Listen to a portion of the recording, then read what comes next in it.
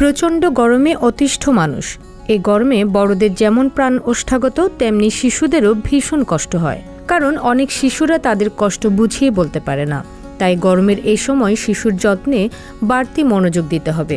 চলুন জেনে নিই গরমের শিশুর যত্নে কি কি করবেন।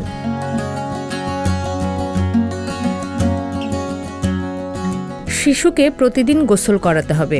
দৈনিক অন্তত 2 বার মাথাসহ পুরো শরীর নরম সুতির কাপড় কিংবা ভেজা গামছা দিয়ে ভালোভাবে মুছে নিতে হবে।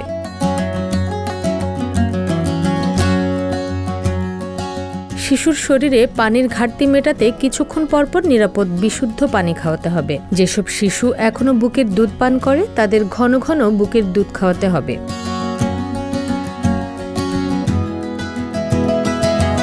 যেসব শিশু কোটার দুধে অভ্যস্ত তাদের জন্য বাবা মাকে বাড়তি সতর্ক থাকতে হবে।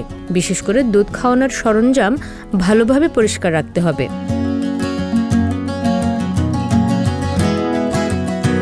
শিশুকে জোর করে খাওয়ানো যাবে না। জোর করে খাওয়ালে বমি হতে পারে, আর বমির কারণে শিশুর শরীরে পানি স্বল্পতা দেখা দিতে পারে।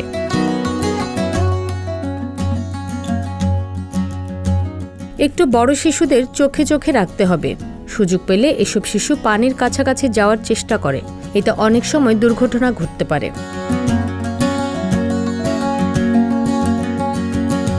গরমে শিশুকে ঢিলেঢালা ও পাতলা সুতির কাপড় পরাতে হবে।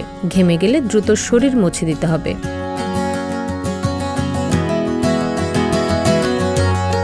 বাড়িতে শিশুর শোবার ঘর ঠান্ডা ও আরামদায়ক রাখা জরুরি।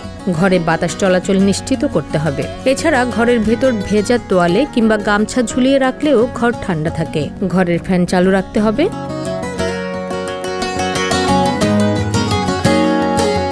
ঘুমানোর সময় শিশুদের কাঁথা কিংবা বিছানার চাদরের ওপর শোয়ালে ভালো, এতে শিশুর ঘাম শুকিয়ে যাবে।